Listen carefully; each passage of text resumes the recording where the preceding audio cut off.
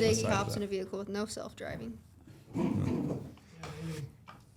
Yeah, I can't do this. Well, I remember self-driving. last year I got an Uber when I was down here, and the guy was like, "Check this out! It like drives itself." He's got a Tesla, blah blah. And sure shit, turned it on, and then 30 seconds later, it quit working on him, and he had like grabbed the wheel back. I'm like, exactly, that's what's gonna happen. Yeah. You're just gonna be cruising down. It's gonna pop off. You're not don't- gonna realize it. Don't trust it. Like mid-driving, he was driving and it just quit? It just quit on him. Yeah. Does he give you like a warning of any kind? A bell go off? I mean, I guess you realize He was it when pretty you fly proud in of the that other thing lane. for like he kept talking it up, and then all of a sudden it quit working. I was like, oh, awesome. That might be one of my least favorite things is grabbing an Uber and they have a Tesla. And they're like, do you want to see all the cool shit it does? No, Like, I do not. Yeah, you're like, I just want to get me to get where from I'm A to going. B. How many Uber drivers are driving Teslas? A All lot. of them. What? A Oh, lot. yeah. Teslas around aren't here. expensive. The base model Tesla is not expensive. It's a very like $45,000 car, I think, something like that. yeah. Yeah. I don't Uber all that often, but when you Uber, when you leave, you leave feedback, right? Mm-hmm. Yeah. Yeah. So like, if somebody picks you up in like a shitty car, like an old shitty car, you leave them bad feedback? You can't.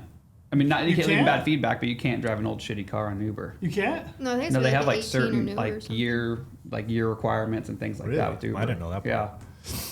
You have to have a certain. All I know is when I get an Uber, I always just hit the "Don't talk to me" button. How do you know that was an option? Yeah, I just hit the "Don't." There talk. is? Yeah, there is. You like talking to people. No, though, yeah. I'd push that thing all day Yeah, long. every time, just "Don't talk to me" button. Oh.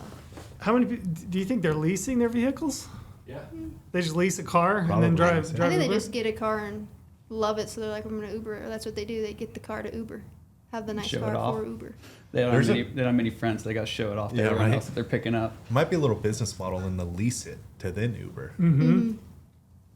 Not a bad idea. I'll have to look into the numbers. Crunch those, will you?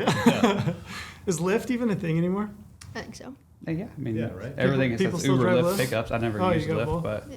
Uber only. Uber only. Are we live? I don't probably live. We are Wow. live. The timer's not going. Sponsored by Uber. Yeah, sponsored by. Uber. Uber. When you're in the Vegas metropolitan area, get yourself an Uber.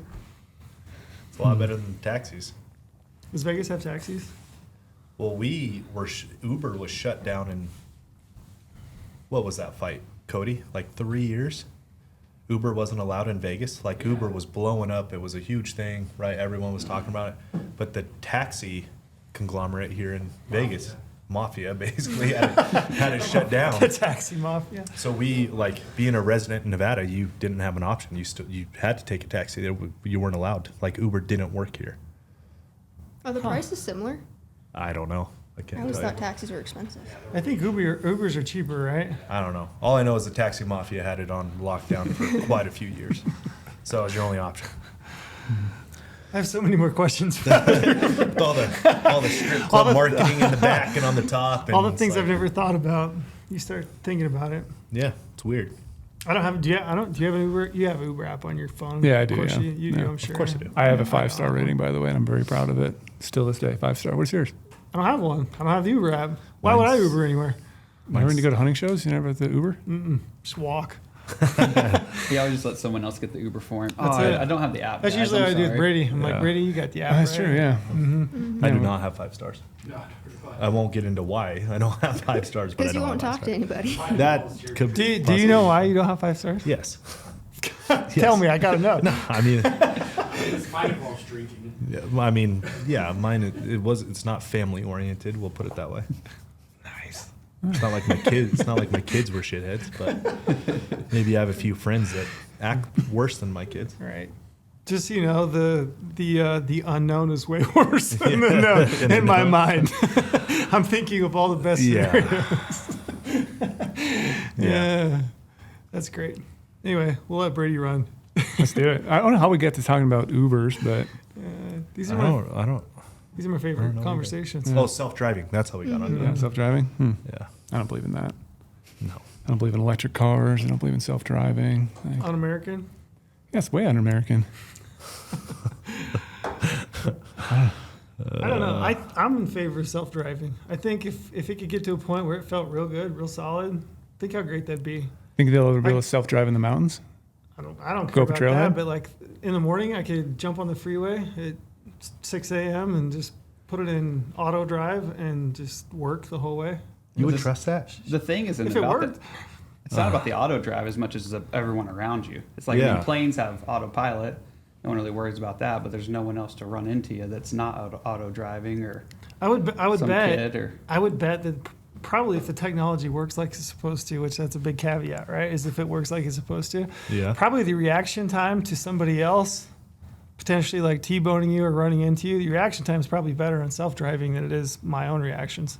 I think it is. Honestly. I would bet it is. Like, I Especially with think, the cameras yeah, that go I think all the way statistically it actually I guarantee you, I'd go through way less brake pads if it was automatic. But it'd also be driving the speed limit. Which today I did a little social clip on the way down here. While you were driving? Yeah, while I was driving. Perfect. Self-driving. Oh, yeah. Exactly. In my 4Runner. yeah. But as I was listening to it back to just see if I hit the things that Omar had asked me to hit, I was like, my hell, this is so loud. And then I was thinking, man, there's so much shake in my vehicle right now. Like I need an alignment, you know what I mean? And then I was thinking about brake pads, and this will probably be like the third or fourth set of brake pads I've had in that. It's You like just daydreaming and then slamming on the brakes? I just think I don't have very good depth perception, is what it is. So Just sneaks up on you. Yeah, especially at night, I lock them up. Yeah, I lock them up. Anyway, we have guests. We do have guests over here. So, yes, sitting across over there, we got Wilson and Lindsey Pike.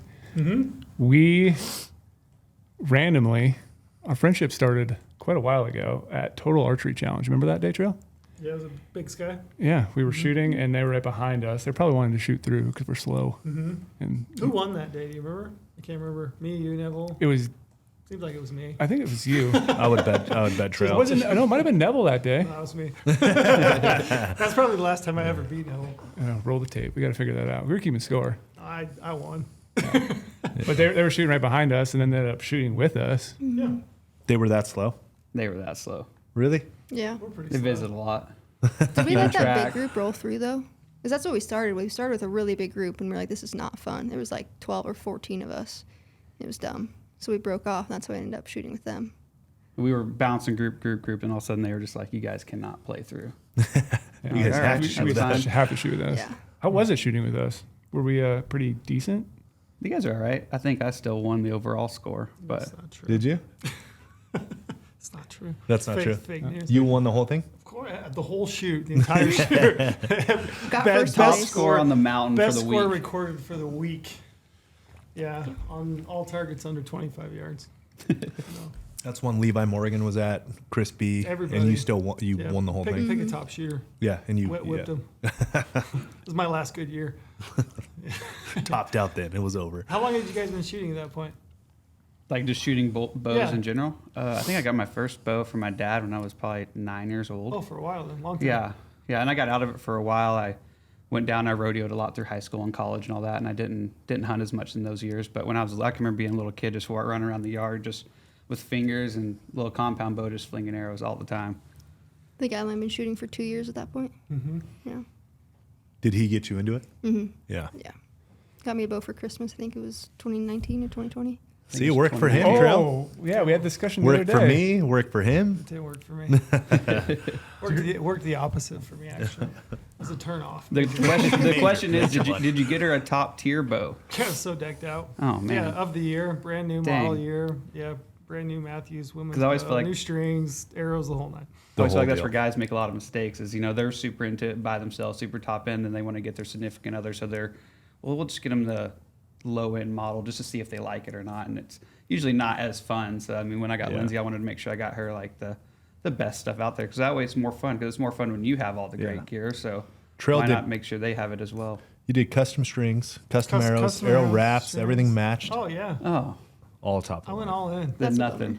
It was Just a big letdown dang. on Christmas morning. Trail. That's what it is. But then after that, though, like Total Challenge, this was kind of fun, though, about going to those events because, like, you meet cool people. I would have never met you guys if it wasn't for there. Yeah. But then, like, we go our separate ways, and you go back, you guys are from Montana. Yeah. I come back to Nevada. And then, was it the same year, the year after, I went to give a seminar at the Western Hunting Summit Would've Pretty been sure the it's the next following year. next Yeah. year. Yeah, and then you guys were at the Western Hunting Summit. We Yeah. went Yep. again. So then the friendship developed even further then because we're hanging out the whole time, talking Yeah. about mule deer, shooting not on the elk. mountain, and Yeah. mule deer, not elk. Yeah. Hadn't convinced me at Lies. that time though. I was still pretty hardcore archery elk. So Brady definitely talked about elk. You can just say it. We saw a lot of elk. Talked about elk a little bit, but What were you guys saying though last night at my house? You were saying something about how you're He's slow. you should preface that they're staying at your house. Yes. yes, preface this. Brady has opened his house up, so you have to act like you like mule deer if That's you're it. staying at Brady's okay. house. Okay. There's a sign when you walk in the door. So. House rules. Yeah. House rules, no elk talk. You Yeah. should have a house rules there that says mule deer only or something like that. He just has a sign that just says mule deer, and that's all. It's one page. That's all you need to know. Yeah, I do have that in my Mule kitchen. deer. It just says mule deer. You do? It's even in his Wi-Fi password. I'm not gonna say his Wi-Fi password, but mule deer's in It's it. in it? Yeah. Of course it is. Yeah. Why is. wouldn't it be? It is, yeah. But back to what you were saying, I did admit that after this fall and getting to go out of state and try hunting mule deer in different terrain, it kind of is something fun about trying to find them on the mountain a little Yeah. bit more than elk. I love archery elk hunting. I love vocalization and stuff like that, but I did really enjoy the challenge of trying to find a deer on the mountain. It's a little bit different than an elk. Elk, you can find them fairly easily if you know what you're looking for. That's why I like them. What about you, Lindsay? I've always been mule deer all the way. Reasons? They're just cooler. They're a chameleon. No matter where they're at, they're thriving there. I mean, people say that about whitetail too, obviously, but I think no matter where there's so many places to hunt mule deer. There's a lot of places to hunt elk too, but you don't get to as easily. And I think there's like 2 weeks, obviously, that most people would choose elk over mule deer, but the rest of the time. I knew they were my friends for a reason. Did you grow up hunting? Just a little whitetail hunting when I grew up, but that was about it. Yeah, give us background Yeah. on where you're from, where you grew up, how long you been I grew up married. in Big Fork, Montana. That's where I was born and raised. We only moved away from there just 6 months ago now. Grew up on the property that I was born at, and then we moved on that same property right after we got married. Did a little bit of hunting growing up with my dad. We'd go into like the Swan Mountains there and look for whitetails. And back then I didn't have a lot of neighbors around, so we could just hunt on our property there. Now they can't do that anymore. But so I did that. I maybe killed like 5 whitetails growing up, and that was it. So then I didn't hunt again until 2018 when we When you started met. hunting together. Yeah. We met in 2017. And we went archery elk hunting. I think that was 18 together. I think 19. 19, and we'd done 1 year of rifle mule deer.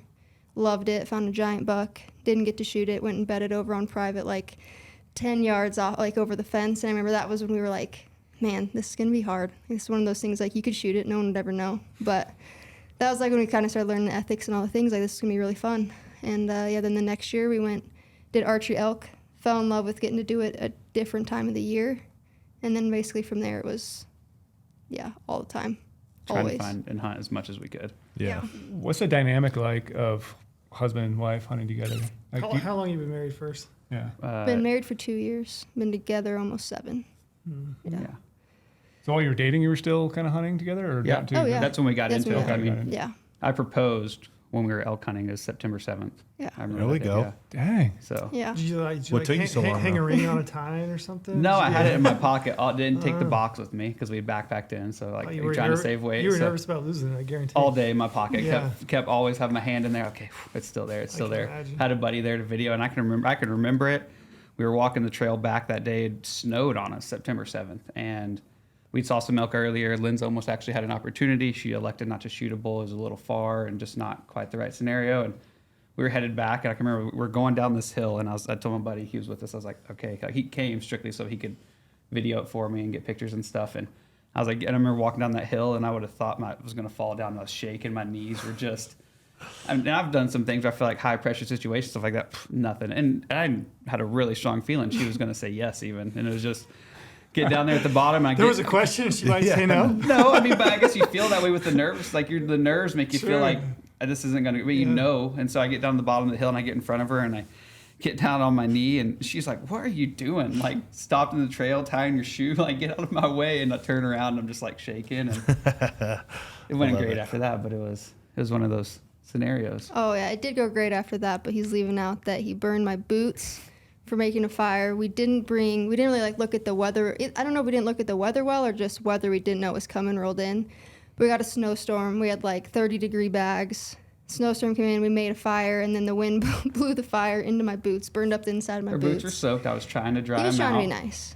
But it was one of those Trying things. to do the right Yeah. thing. Trying to do the right thing. It's the action that counts. It Yeah. was. Oh, yeah. We had a lot of laughs that trip. Yeah. It was a lot of fun.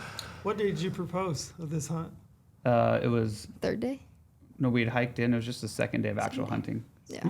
Was your Yeah. ultimate goal of you were hoping to like knock an elk down and then propose? That was actually, yes, that was the top tier. It was just like go up to one and figure out how, like, while we were looking at it, gutting it, whatever, how to like plant that ring in there. That did not drill, like, put happen. it on So I the had to time? go, yeah, something like that would have been, was in my head going into like, this is how we're going to do it. But I can't I think imagine. Go ahead. I think I'd only been shooting my bow at that point for 3 months, maybe. Yeah. That would have been a miracle, I think. So that was a yeah, lot my goal of, was to her to get the bull Yeah. and then Yeah. make it like Yeah. just the best trip she could Yeah. ever imagine. I mean, I think it was still probably her top hunting trip, you know, but I can imagine. I'd have been like, let's get this over with. So I can, Just so I can halfway in the get hike this in. nerves, get it out. Yeah. Yeah. It's probably why you weren't hunting very well before then. 'Cause, like, you're so nervous. hunting very well. We got in on an elk. Okay. Yeah, So we you had a did. chance. Yeah. I So did. It was at 50, and I just wasn't not comfortable with that. So, go back. Sorry. See, I just want to know like the dynamic of hunting. Like we talked about a little bit last night when we were going out to dinner. Like, what's the dynamic like of hunting with a significant other? Like, because you guys both love hunting. I can tell. I mean, I've hung out with you guys a lot, but like, just explain that for people. Like, because what you do all the time hunting, you both go together. Like, you constantly are one and the same. Like, Do you guys both go with tags? Usually, yeah. usually, You both this was got the tags, first you're year both we hunting. didn't. When we did the Colorado hunt, that was the first time that we just decided one person gets a tag for something that's new like that. I think there's no point. I mean, people do it, but I see it a lot where like 4 guys are gonna go hunting and they all get a tag and they have a week. And to me, that's just you're divvying it up way too much. So that was one of those. We had 5 days, and I was like, you put the majority of the work in when it comes to maps and everything. Like this is your. He's put a lot of the focus on me for the past 3 years. It's just I feel like time like he gets to reap a lot of the benefits. Yeah, I love the dynamic of it. It's you have like, especially with like Linz and loving to hunt as much as she does. Like I have a built-in good hunting partner. You know, everybody has hunting partners stuff like that, but like we work out together all the time. We're strengths are different. I love the e-scouting aspect of things and research and all that. Lindsay could really care less about diving into that kind of stuff. But when we get on the mountain, women I think are a little more mentally tough than men just naturally, and that aspect, she's always been good there, a great partner to have, always up, just loving to be out there because she just loves being outside. So where I'm like, man, we're not finding game, stuff like that. She's just like, hey, we're just out here and we're enjoying it. Like it's going to turn around, keep your chin up, and it usually always does. And so that part's nice, and you can go home, we can talk about it. Then it's just more quality time you get to spend together. And I think some of your best friends you build through like adversity together, like spending time on the mountains, hard pack outs, all that. Well, it's just that much more building when it's with your spouse, and you guys can just build that much more of a relationship, having to really rely on each other and trust each other's judgments in those scenarios and things like that. Lorenzo, you hunt with your wife. You guys ever had tag the same time? We've never had a tag at the same time. We did once in Colorado, but I didn't even hunt. It was all about her. It was kind of the same deal. She was new to hunting through me. So I just put all the focus on her. We both had tags, but I didn't even think about it. Like it was just her. We have different likes, which is nice when it comes to animals. We play the game a lot when we're driving to wherever we're going to go hunt of like, all right, you have this and this in front of you, which are you picking? And we almost always pick the opposite of each other. So that's nice to know. Like if we're going to go out mule deer hunting and we see obviously there's a size of like it gets big enough, you're both like, I want it. But if we're going to go out and we see like a non-typical funky 150 and a perfect 170, I'm going to pick the funky 150 because I just like weird creatures. He's going to pick the pretty 170. So, I mean, we get lucky there if we like the different things a little bit. We definitely play the who spots it game. Mm-hmm. You know, when you get out there, it's still like hunting with someone else. It's not like Yeah. give me. You're like, no, if I spot it, you get first choice at if you want to take it or not. Or like if you pick the spot on the map and you find something, you get to shoot it. Sorry, we had to stop. Producer Cody, just had a weird reaction to Yeah. something. Lost audio. Oh. Cody, you good over there? You need an energy drink, coffee? We get you He just fell asleep. Doing I all right. lost audio. Whoa! You guys ever fight when you're out there? Oh, yeah. For sure. You do? Oh, yeah. I mean, I can think of a couple, it's always, I mean, it's only when things are hard, you know, like when you're down out in the luck that if it's never like you made the wrong decision, I'm so mad at you for the most part. It's usually just like toughen up a little bit, you know, like. I mean, yeah. Like I said He's got earlier. roasted. Yeah. Well, I mean, it's true. There's some times like, I mean, shit, you go watch these YouTube videos, guys are at 10, 12 days and they see a couple things and they end up with a great buck. So you get 4 or 5 days into sitting on some water or something like that and you're bumming. It's like, dude, perk up a little bit. Like you don't know. Come on. Love it. Like we're hunting. What else? We could be That might be working. the best thing we've ever heard. It might But be. how's it being like going back to camp then that night? Like sleeping in the same tent together We then? usually have a Like- good talk. I mean, we usually end up having a good talk about it. Just Yeah. being like, no, you're right. Like I'm just down. And it's like, yeah, you're gonna have down moments. This is hard, but I don't know. Look at the thing that God gave us. We get to do. Like we get to hunt. That's a passion we share together. It's something we get to do together. Hunting creatures. People don't even do that anymore. A lot of people don't do anything outside, let alone provide their own food and make memories like this. It's a great point. Lorenzo, before you were married, and then, I mean, I guarantee you've been asked this question, and I've thought about it a lot, but like, would you like your spouse to hunt with you? Oh, we talked about this yesterday. On the way to dinner last Yeah. night, this was the question I gave Cody and Brady both. Really? I was Yeah. like, do you want a girl it's like Lindsay, super into it, like wants to go all the time with you, or do you want one that just like Has her almost own not hobby. even into it and has their own hobbies? Yeah, and Fully supports you in it. going. Yeah. Yeah. So, Brady. Lay it out on the Yeah, line. Brady, I want to hear what you You got nothing to lose. You can. Yeah. Yeah. Oh, yeah, you really don't right now. Like, and no girl's gonna probably listen to this ever. So, yeah, I mean, I said to them last night. Like, to me, it's kind of like a hybrid approach. Like, I want them to be supportive of hunting. I would love them to love the outdoors. First of all, you have to love the outdoors. You're gonna hang out with me. You have to. Been down that road before. Did not work out. So, like, because like, I want to be able to do. What Like, do you mean? Yeah. Wait, what? yeah. Stop. We can Did get you more. We can elaborate do on more. that? We can do more dating advice podcasts. Yeah, yeah. But like, because you guys can do so many fun things together, and that's why I like the hybrid thing, like going out camping or going on a scouting trip. Even though it's a scout, maybe it's a scouting trip for me, and maybe she doesn't hunt, but we're going camping together still. We're still doing something fun together, so it's like meaningful in a way. And if she wanted to hunt, I'd be all for it. Like, I'd be totally jacked. Like, they asked like this competitive thing. Like, if I'm too competitive to let someone else shoot something, but it's like I'd be totally stoked with someone else hunting.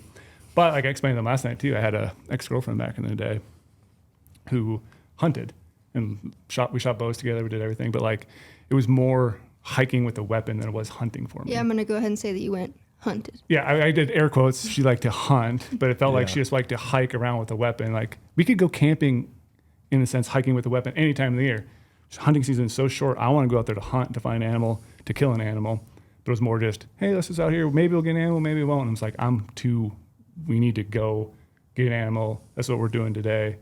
It's like, that's where my like more competitive side is like, if you want to go hunting with me, we're going to go hunting and we're going to have a good time hunting, and I'll do whatever I need to do to make it fun, make it comfortable. But like, we're hunting.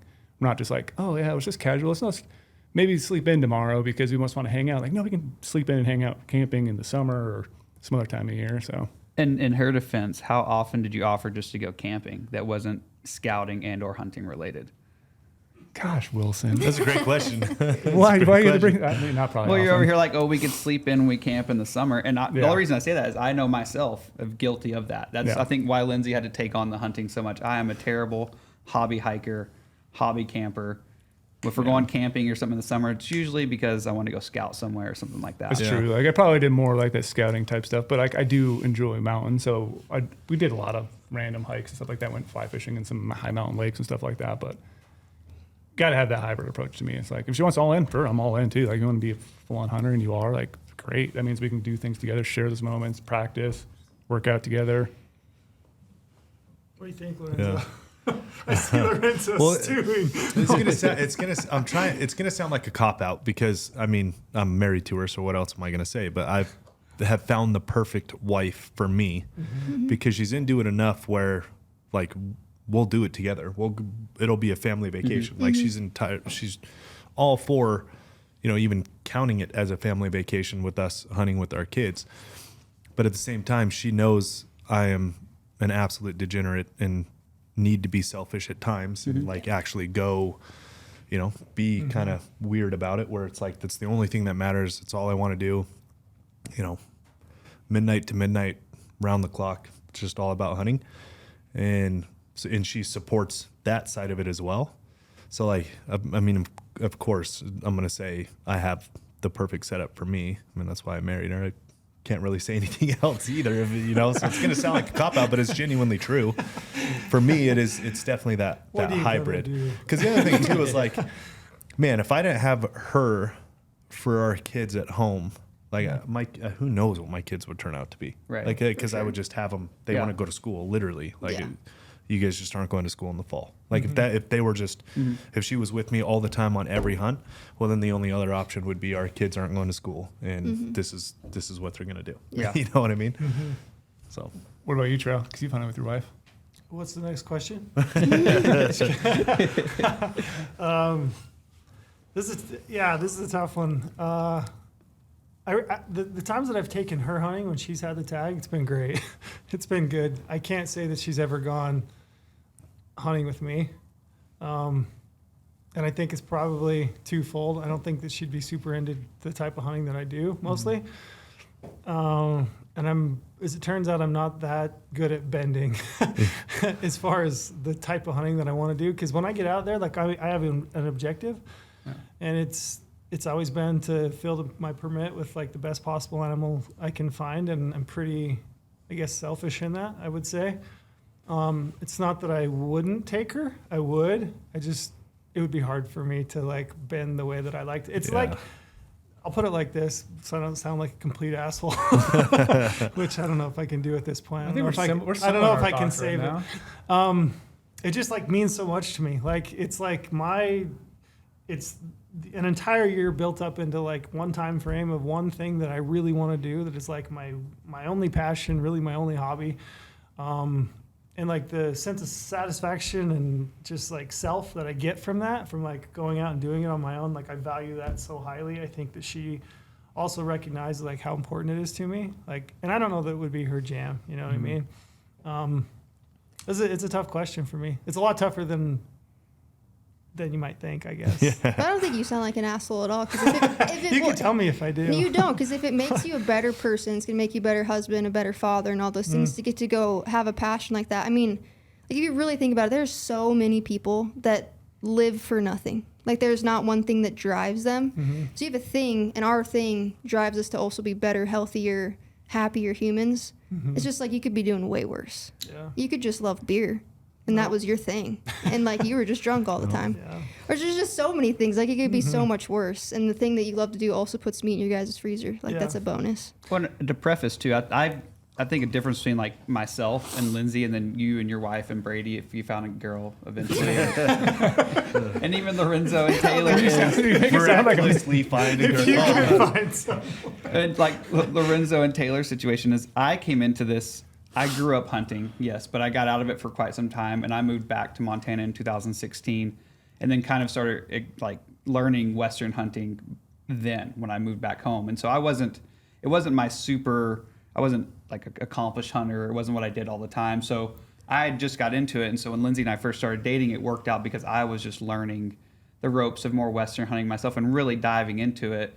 And so I could bring her along with me because I wasn't like, oh, I'm so much more elevated and like, no, this is what I do. This is what I'm learning to love. And we could develop that together. So I think that makes a big difference too. Is like we didn't start out backpacking or doing things like that. Like, so like what you're saying, you'd be asking her to definitely be hunting a certain way. I mean, it'd be my preference. Yeah. And I should say, in my defense, it's not necessarily her. It's just like people in general. No, exactly. Like, mostly Yeah. I hunt alone because I Yeah. like being alone. Yeah. You know, I mean, I have hunting partners. I've hunted with Lorenzo. I've hunted with Brady. You know, Neville, and I've had awesome hunts. And it's a different type of hunt, and I love the camaraderie that goes into it. But like, I also really genuinely just love like hunting on my own. I like the challenge that is. So it's not necessarily my wife, I wouldn't say. Yeah. Although I know for a fact if we hunted together, like we'd argue. Like, it would be we would. And the other part about me, this isn't about me. We'll go back to you in a minute, but I really struggle like when I have somebody else with me and like completely like I'm kind of an empath and that like I want to take care of them. I like want to make sure that they're okay. I want to make sure that they're warm and taken care of and fed and comfortable and all that. And it's like pretty taxing. Like, and not so much like physically I'm not packing a bunch of extra stuff for other people, but like I'm kind of catering to them and like what I feel like sometimes, not all the time, but it's just like this added like mental thing in my head. And I can let go of that when I'm on my own. Well, and I think even like Lindsay and I, when we first started hunting together, I felt the same way. But then the more we hunted together, I was just kind of like, Now she's carrying you. you're, Yeah, exactly. Toughen up. Well, just like, I mean, she just like, I don't worry about her, Like Yeah. before, I'd always make sure, oh, your boot's good, are you warm, Yeah. and stuff like that. And now it's just like, she knows the drill. She can take care of herself, start fires, all that kind of stuff. I'm just thinking about us going over to your Colorado buck. I slid so far down the mountain. And I mean, you had to have heard just me going through this like icy snow. And he's like, you good? Like, yep. That was it. And he used to be like, honey, are you okay? Oh my gosh, what do you need? Do you need anything? And now he's like, you're good? Cool, let's go. It's changed. I love it. Yeah. Yeah. It's interesting. Yeah, that's a good. The It evolves. dynamics of it. Yeah. Did you guys ever hunt solo? Yeah, I was going to ask that. We have like antelope, things like that. Like stuff like when you're going on a stalk and you don't want to just think about somebody just waiting on you. That's too weird mentally. I think it takes away from the stalk. So like things like that we have. And I think in the future though, I'm sure there'll be times that we will more. Yeah, like I said, I haven't been Western hunting that long. And so I really had friends that helped me get into it and hunted with them. And then Lindsay came along that second year into it. So I really haven't done a whole lot of solo hunting. So I think that's why I also don't have that drive to like, I want to go and plan some solo hunts and do those. But right now I'm so used to just hunting with a partner in a sense. And even though like we hunt together, I still make 90% of our decisions most of the time. So it's still like, I'm not like, oh, what do you think? Or like letting that hinder, like if we're trying to, cut some elk off or, find this bucket, a good spot. I'm not like using it as like, we should sit here and plan. I kind of just trust my gut and just tell her like, hey, this is what I think. And she trusts what my decisions on it. But at the same time, if she has an opinion on something or thinks that we're doing it wrong, I don't ever hesitate to take her opinion on it and do that. I think this year, my first solo hunt was my antelope hunt. I went and shot an antelope with my bow. And that was the first time I just went out by myself and did all that. And yeah, that was pretty fun. Did you guys camp together? Same tent? Yeah. You lump it in, swap How gear, weird would camp that be gear? if I we don't know, got man. different Zip together, tents? sleeping bags. I'm No. just thinking of a situation where I'd be like, yeah, I kind of need my own tent for a night. I'm just going to go over. No, I mean, yeah, we share a tent for sure. Yeah. Yeah. Saving weight. Saving Yeah. weight. Ultra light. It's like Yeah. the one time that I don't care how close I am to any hunting partner outside of my wife. I am not sharing a tent. That's why There's we. just no That's why I any chance. bring. tent, like, That's if why I it was bring it a- up. There's no chance. No matter But the with size my of the wife, tent. whatever. I think me Even and a big Lorenzo are going to tent? share a tent in the future. Like the big old teepees in the midst of winter. like a red cliff, like a 4-person teepee. You wouldn't share that with someone else. Oh on a hunt. yeah, that's a little different. Okay. That's a little different. Yeah, I'm not talking like a little dome tent. I'm talking like a teepee that's decent sized. Yeah, I've definitely shared that before. You ever shared a tent? Another dude? I mean, big tents. Not I like shared- a I shared one skyscraper person. with someone. Yeah, with my dad, I guess. I have like a 2-manner. Other than that, no. I never think, have. I can't think so. And like a 1 or 2 man, I never have. Yeah, I can't. Is it think the of- fear of like rolling over and touching hands? No, or is man. it- That's just like I look space. forward to that. I can't. it's not that at all. It's just like personal space Yeah. and just Yeah. like your time to kind of. I mean, I'm establishing myself here as kind of a weirdo, obviously, but yeah, I like having my space. Like you have a hunting partner. It's great to hunt together, but like Yeah. a few hours at night, you go climb in your bivvy or climb in your. Yeah, You know, it's just you and your thoughts. Just you and your and- thoughts, and kind of collect your thoughts and Yeah. have some time to yourself. I know that was a weird question for husband and wife. My bad. Yeah, it would have been. I It instantly would have been regretted that interesting one. if we were like, yeah, man, we love to sleep in separate tents on different ridges, but hunt together. Yeah. Well, wait till you've been married a while. Yeah. So I want to jump into something too, because obviously you said before you guys live in Montana. Mm-hmm. You guys can hunt everything under the sun. Over-the-counter tags galore. Mule deer, elk, pick up an antelope tag, turkeys, bear. But you decided to go out of state this year for the first time. You already said the state, so I can probably say the state right now. What We're unit- gonna say what the state. unit? You can say the state. I mean, you guys went your first out-of-state hunt. That was Yeah. the first. It was the first out-of-state hunt, right? In Yeah. Colorado. In Colorado. Colorado. First, like Western. Well, first and we did Western. Kansas- We went to did Kansas and last year. stuff, Okay, but- yeah. Via Insider, knew when to buy our points, all that actually helped with a surprise with Kansas. and What'd you that hunt in stuff. Kansas? Whitetail. How'd you guys do? Yeah, let's Good. talk about We that. both got bucks. Yeah. You did? Yeah. You're talking to two like newly whitetail addicts here trailing. Public around, so- land? Yeah. No, No. private land. How'd you go about getting private? I had We some just had buddies. I had some friends from college that I rodeoed with, and we had just rekindled the last few years, and they came out and hunted elk with us a couple years ago, and in return they said we were more welcome to come hunt their farms there in Kansas. I forgot about the Kansas thing. Yeah. Yeah. I Nice. apologize. No, that's Okay. all right. What was that process like for learning a new species? Well, I mean, I grew up, so I'm lived in Montana since I was 9, but I grew up in the Southeast. And so I grew up hunting whitetails. That was my dad. I mean, that was their thing. And my dad would go on Western hunts when I was young, like before I could even go and stuff like that. And then when we moved to Montana, we still just like hunted whitetails quite a bit. Like living in Western Montana, that's predominantly what you have is whitetails. So that part, but just the mental part of tree stand hunting was way more than I ever thought it would be. It was cold. I mean, it was like single digits sitting in there. We're hunting the rut. We're there around November, I think 11th or something like that. So it was like prime date. So you're sitting there daylight till dark, and you're just sitting. You bow hunting? Bow hunting, yeah. Did you hang your own stands and? No, they had stands Had on. stands? Well, Stands? yeah. And then We moved them around. We moved some stands around while we were there, but they kind of had sets already in place and all that, and it was pretty awesome. Yeah. Gotcha. We got spoiled that way for sure. Yeah. You guys killed good bucks too. If I remember Yeah. right now. Yeah, I got my best whitetail buck, and Lynn's got her My best and whitetail. best and but first with the that bow. doesn't say a lot, but Hers was cool though. It was a 9-year-old deer. Like they had That's pictures awesome. and history with it for a long time, so that was really awesome. yeah, That is Bodies on those Kansas whitetail are just huge. Different. Yeah. huge. That's Yeah. what I've heard. Yeah. One day I'll experience it. Weren't Someday you guys, soon. weren't you guys talking One day about? soon. One yeah, day you guys soon. talking Yeah, about. we're working on it, man. I'm working on I it. highly Working hard recommend on it if you can. It's just fun. I don't know if you guys have ever hunted tree stands much at all, but I've never even hung a tree stand. it's different, but it's fun. Yeah, be careful. Wear your safety harness. Oh, 100%. I'll be safetied up. Yeah. Who did I just see the other day fell out of a tree? Oh, What? What's her and dad? Jeff Barron, I think. Yeah. Hannah Barron's Yeah. Might have dad. been, yeah. Yeah. Fell out of a tree? He had a tree Damn. stand break, broke his neck. Yeah. And Holy back. Holy shit. Yeah, that's right. Yeah. Yeah, that's. I had that happen in 2018. I had a tree stand break on me, shattered my left leg. You weren't harnessed up? I wasn't harnessed up. I'm going to be And harnessed what do you think? all the way through. What do you think happened that made that? I think got recalled, didn't it? the stand was just it'd been hung out. Like so, I had it hung and I'd taken it down, but the cables they have like wax coatings on them, and that water just got in there and they rusted right at the platform bolts there. And I'd hung that stand that night, and I remember I was headed out, and it was late in the evening, and I wasn't going to hunt very long. My dad's like, "Hey, don't forget your safety harness," and I'm really comfortable in them. And always, when in my head, I think of a tree stand accident of like someone falling asleep and falling out, or just not paying attention, getting in and out, and that's how you fall. And I was like, "No, I'll be all right. Like I don't need it tonight. It's no big deal." And sure enough, I get my stand hung, and I get up in there, and I'm putting my my bow hanger in, and getting ready to start lean over, start pulling my bow up, and all of a sudden, just next thing you know, I'm on the ground.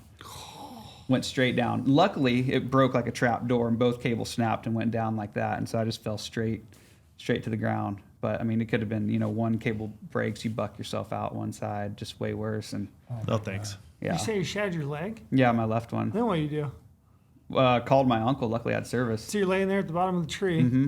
Can't Lay walk. there. I didn't even look down at first. I could tell when it hit. I was like, okay, it's messed up. But I didn't want to look and it be like outside my boot or something like that, And I just was like, Sorry, did this happen right when you hopped in it? So you didn't have your bow out? Was an arrow knocked? no, my bow was coming. I landed on my bow though. Oh, so Broke that's what I my was worried quiver, about, broke like- 4 arrows. Luckily, I laid there and I was pretty, felt around, like, okay, nothing's sticking in me or anything like that. And then I called my uncle and I was like, hey, I'm okay, but my stand broke and I'm pretty sure I broke my leg. And he was probably about 2 miles away, but I had the truck. I had dropped him off, went and parked about 1/4 mile from where I was hunting. And I was like, okay, I could probably crawl to the truck. The worst part of the trip was I'd gone down to visit my family. My dad had back surgery, so I'd gone down just to hang out and take care of him while he had back surgery. And there I am 2 days after his surgery, breaking Laid my up. leg. Yep. Yeah. Yep. And so, yeah, I called my uncle. He came and got me. I got a hold of my dad. He brought a 4-wheeler over so they could get me out of the woods. Felt bad. I mean, he drove it over there after his back surgery and all that. And yeah, it was pretty wild deal. And after that, it took a long time for me to even get comfortable getting in a tree again. Oh, Even I'm sure. safety harnessed up, any of it. I remember the first time I went back and got in a tree, I climbed up and I just sat there and held the tree like this and just thought about it and honestly climbed down and was like, I'm not hunting today. It took a while to mentally get over that. Lorenzo, you never hunted out of a tree stand? Never. I mean, You ever been up one? like not real. No, not Gotcha. really. Not truly. I've tried it, Yeah. like in Utah, just some mule deer Mhm. stuff, but never, not like that. It's weird. Never done that. I don't like it. Have you ever tried to saddle? Never tried to saddle. I've hunted tree stands a lot, muleys and bears and Yeah. whitetail, but I've never been comfortable enough yet to shoot something out of a tree stand standing. Standing, yeah. That's Yeah. even. Sitting, You stay sitting? Sitting. Yeah, Yeah. I For saw the- mine sitting. Yeah, she shot her sitting, and the first probably 5 or 6 times I was back in a stand, I figured out like couldn't stand. Yeah. That being on that platform, just standing like that, it just was not for me for a while. It's so wild to get around those guys that do it all the time, and they're like full leaned out, hanging off the tree, hanging off 1 foot off their stand shooting, and you're like, Yeah, I don't like they're heights so that comfortable. Yeah, me either. I wasn't a heights guy before it happened, so afterwards it really Got a saddened lot me to on think it. about here. You ever Like, built a tree start getting stand? into this But whitetail Like a stuff. tree fort growing up, like learning Tree sketch. fort? No, I don't. I guess it's a. I think if you A have- tree house? Yeah, like treehouse. No. tree Yeah. fort, yeah. Oh, never had a tree house. Like, We grew up built in those all the southern time Utah, probably not big enough trees Yeah, to no make tree tree houses houses. out of. I Yeah. guess, yeah. He had a that's, sage house. that's where like I don't really fear being up in the stand because we built tree houses all the time when I was a kid. Those are way sketchier getting up into and making sure they're stable when you hop up into a. I think if you First time buy try like sleeping quality with it. equipment though, like I really spent after that, I bought really nice tree stands and things like that, and good safety harnesses, and it's really you're good once you get all that kind of stuff, and your equipment's good. And to me, I just like scrapped. I was like, I'm buying all new tree stands, all that, and Yeah. then you don't have to worry about it as much. It's really not that bad once you get comfortable again with it. I remember I had a group of muleys, like up in this high alpine basin, and they would kind of work up and down this drainage. So that's big Doug fir. So I climbed up in there and I whirled it out and I hung a tree stand. And I'll never forget the first day I climbed up in there in the dark. I got up in there and it started to get light, and I was like, nope, Got right back out. nope, this is not for me. They aren't that big. I'll hunt them from the ground. So yeah, I pulled the stand and bailed on sitting in a tree stand because I'm sure that thing was way higher than it needed to be. Yeah. But I just remember thinking this isn't for me. I've since hunted out of them and I've been okay, but I don't like. I'm gonna have a lot to think about when Yeah, I and finally do this. Yeah, I would figure it out for whitetail, because I want it that bad. But I think the strategy there is like find a tree with good cover and just don't get up as high. yeah, Like my uncle, he showed me pictures of stands they had back in the day. I mean, they were 25, 28 feet up in these Yeah. trees. And I'm just like, Why? no, thank you. I find like down in the south, find like a pine tree that has a lot of limbs on it and stuff. Then you can just get 12 foot off the ground and just hide yourself better and things like that. So yeah, then this you one feel a was little really more high. comfortable. Yeah. You're just way up Because there. I was in a drainage and they would come like working On down the the other side side. hill, and I thought, man, shit, they're going to be like eye level, right? So I got to get even higher. Yeah. It was very high. Yeah. And the wind would blow, you'd sway around up in there in it. and I That was is the like, weird. That "Oh." is a weird feeling when it gets Yeah. windy. Hard no. Anyway, we Hard took, no. we took Back a, to Colorado, I guess. yeah, back we- to Colorado. We took a hard Took a left. tailspin around that. But yeah, like so being able to hunt mule deer, everything there over the counter in Montana, what made you decide to go out of state to hunt the same species you could hunt in your home state? to Honestly, Colorado? just being greedy, wanting more deer, wanting to hunt more, wanting more opportunities to Canceled. extend our hunting season. Yeah. I mean, that was honestly the bottom line, and I wanted a chance to get a really good deer. And I felt like the opportunities in Montana to kill a deer were there. It just maybe not to find the quality and just the hunt experience overall. I have friends that kill great deer and they spend a lot of time up in the mountains, but they see 4 deer, 5 deer in the season. But it's going to be a good one, and I just wanted the opportunity to hunt the terrain I wanted to hunt more than anything. Like Montana, to get your quantity, you're going to hunt in a certain part of the state that you're going to see a lot of deer, and it's not meant to be quality. And then you can go to a state like Colorado, who has the quantity and quality in certain units, and you're going to hunt terrain. Like I wanted to hunt mountain deer, found a unit that fit that, had the terrain, and just wanted to be able to go experience an out-of-state hunt, and also just go hunt somewhere new. I mean, you kind of hunt the same over and over in your home state, and it's awesome, but it's always fun to go be able to try a new area as well. So it sounds like you're like partially chasing adventure. Mm-hmm. You want to hunt some big mountain deer. Yeah. You want to try something new, figure out some new hunting style maybe in a way. or Yeah, just do something don't kinda get me different. wrong. We wanted to succeed and harvest on the hunt in Colorado, but at the end of the day, it was just an adventure. Like I wanted to go try our wits. Like we'd been pretty successful. We usually filled most of our tags each year back home, and just wanted to go see what it was like if we could do it somewhere else and just Test chase yourself. that adventure and just see what it was like hunting high elevation and different places. So obviously, I know you guys are insiders. No shameless plug there, but like, how did you guys utilize, like, how to find a hunt then? Because like you could have gone a lot of different places, but you said you want to chase certain habitat, certain terrain, and then like using the tools. Like, what did you do to try to find the hunt? Right. That you end up drawing. So I didn't have a high point holder in Colorado, and so I just used like filtering 2.0 to figure out what I could draw my first year, and then figure out used it to figure out like the terrain that matched that, like going through the unit profiles, reading the different like the habitats of the actual terrain. So I knew because Colorado you could hunt front hunt, so you're going to hunt lower country. You can hunt eastern Colorado. You can hunt mountainous, and then I also wanted to have certain criteria. Like I wanted a mountain hunt, but I didn't want to just hunt like straight timber. Like where I grew up, northwest of Montana, that's what you're hunting. You're going to be tracking bucks and things like that. Not a lot of glassing. I wanted to be able to glass country. So I used a lot of filtering 2.0 just to really go over the units and the profiles of each unit to narrow it down. And then I had a certain class of buck. Like if I'm going to be spending time to leave and time off work and all that, like I wanted a chance to at least kill the kind of quality buck I wanted to as well. Like so I set those parameters in there as well. I wasn't just like find a unit with deer. I was like, no, I want to make it worthwhile if I'm going to be driving and trying. Not saying I had to kill the biggest buck in the unit, but I wanted a chance to just go out there and have a good chance of like if I saw 150-inch deer, being like, well, that is the top end of this unit, and that's not kind of what I was looking for for an overall hunt. Did you? So like you're basically leaving mule deer to find mule deer. Yeah. That thought ever crossed your mind, like why am I leaving Montana? What if I just put some more effort in your home state? Like you just, like I said, chase an adventure, chase something new. That was like Yeah, and I felt like we'd put pretty good like effort in the past seasons. Like this year is different than most. We changed jobs, moved, like Lindsey said, we moved, and so I had to work a lot more. But in years past, I mean, we've spent probably 40 to 60 days of fall out hunting. Like we've been really blessed, worked our schedules that way to where we could just go out and spend as much time as we wanted to hunt. And I feel like I had seen not every deer out there, obviously, but hunted enough to know like kind of the class of bucks we would see in most places that we would hunt and things like that. And so I just wanted to, Colorado has a reputation of great deer, and this year it was a great moisture level in a lot of parts of Colorado, so antler growth was going to be good. And just kind of looking at profiles of the unit I picked had a burn in recent years, and so just those aspect of things that I wanted to try out and just hunt a mountain deer that I felt like was more obtainable in that state than where I live. You mentioned earlier you love doing a bunch of e-scouting. Mm-hmm. So how'd you go about e-scouting some like a terrain you've never really hunted before? How's that process for you?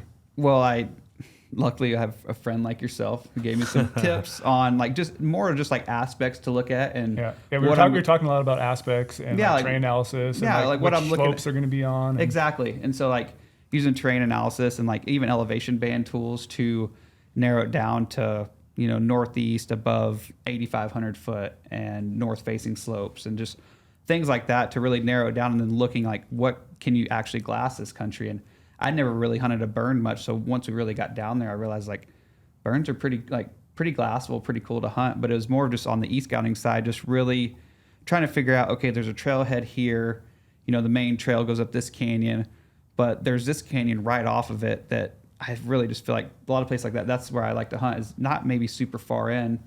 Ended up shooting my buck fairly far in, but like hunting 2-3 miles in on just stuff that's just right off the beaten path a little bit. Like, the main trail's going to go here. It's going to divert to all these other trails that are 6-7 miles back in.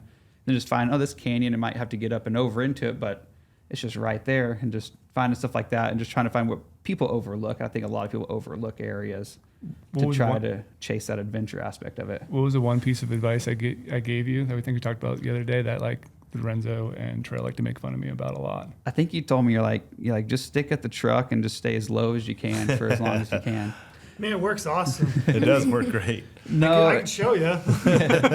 No, Brady did tell me the snow wasn't quite there when I was there. So I asked him, I was like, do you think, I've looked at a lot of stuff that's around close to that 10,000 foot mark. Like, do you think it's worth going high? And he's like, I really do. And the first day we were there, so I'll preface the whole story is we are leaving our house and we're only about 35 minutes away, 40 minutes. And I realized I forgot my license. And me just being me about it, I was like, we'll just go get one printed when we get down there. Well, we get down there, and sure enough, the Fish and Game office isn't open. Yep. And so I was like, all right, cool. So we're just like, we'll just go scout it. And so I did actually spend some time driving the lower stuff when I first got there, because the spot I wanted to go to, we wanted to backpack into it. And I didn't want to just do that just to backpack out to have to go buy the license. So I kind of ran through the low country to see, and that's just where everybody is. You know, everybody, it was a later deer? season hunt. Didn't see a single deer low. So that's why I wanted to preface that, because I know some other people were hunting, let's say, Sounds like you were looking in the wrong spot. I mean, you I weren't know some- I looking know some close other- enough to the roads, honestly. I know some other people in the area you were at, and they were hunting low, and they did not have very good success at all. Like you said, they were not seeing deer. Yeah. And I think you could have seen deer. There was just so many people. That's the And thing, it just, we go to Colorado for an adventure. Like, you don't want to see Yeah. a bunch of orange vests everywhere. You're gonna see some. I mean, that's just the world we live in now. But I want to see one or two. I don't want to look out and be like, like Yeah. we're sharing this small area with 5 other people. Like you mentioned earlier, you're kind of finding like barriers of entry. Like you Yeah. were talking about trying to find places that people just don't want to go. So like, we're going to backpack. Mhm. And you guys went and just went further than other people wanted Yeah. to go. This is the second season, third season? It was a third season. Third season. Yeah. Yeah. And so it was just so we have to go, and then that was on a Saturday because the way I had to work Friday, and so we got to leave Friday night, drive down there, and so the opening day we didn't really get to hunt. Well, I wasn't really planning on it anyways. I knew I had to be driving down from Montana, and then so the next day was a Sunday again. Still not open. Office still wasn't open. So then we just decided, I was like, you know what? I'm tired of just seeing people. So we just, like, we'll just hike into this spot. It was like 2.5, 3 miles in, and we'll just see what we can find. And then we'll figure out the game plan for the next day. We'll load up the packs, and then we'll just backpack in once I have a tag in my pocket again. And so we go in there, and we find, we actually spent all day sitting on this knob where I could see about 3 miles up canyon and about 2 miles down canyon. And that was when I was like, man, like deer are hard to find. Like you just sit there and you feel like you can see so much country.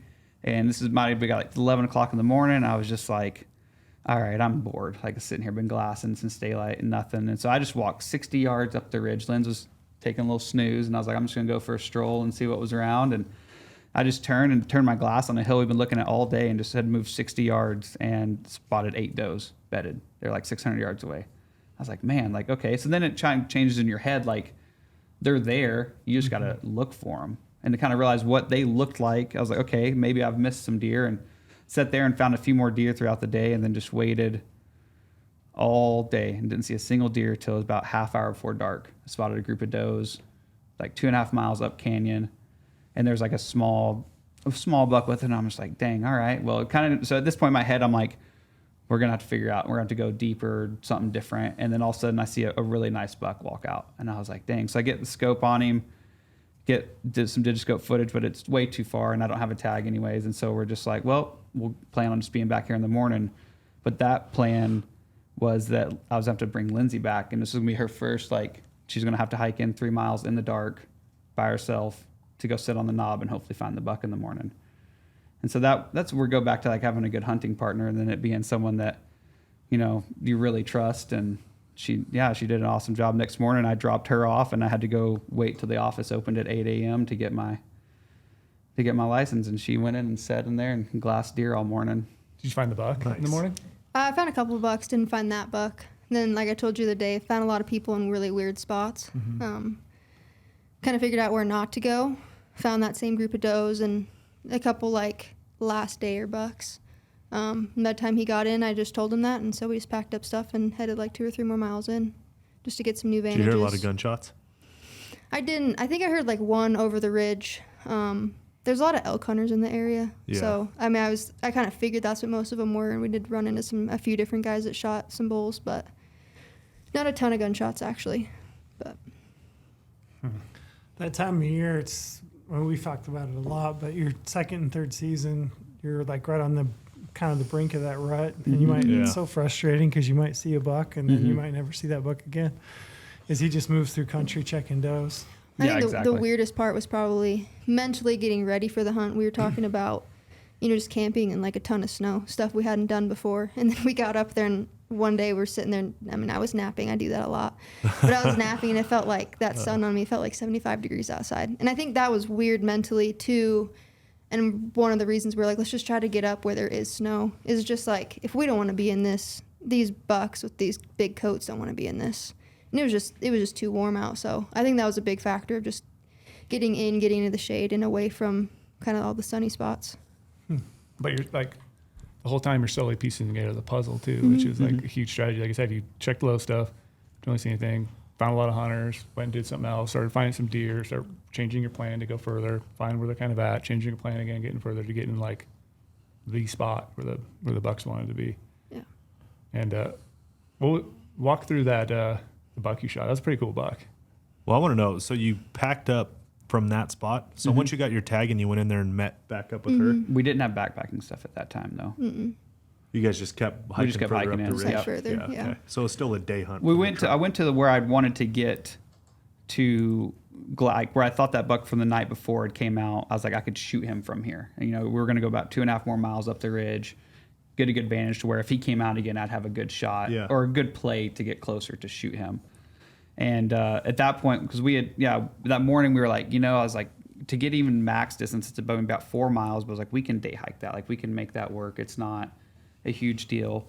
And just in case, I didn't want to get pinned into the spot yet because we hadn't seen a whole lot of deer. I didn't want to just take all our stuff in and then get it back there and only see, you know, a handful of does again and not the right buck and just be like, well, shit, here we are. Yeah. And so we've kind of like we're not afraid to get it up early and hike the even 4 to 5 miles in.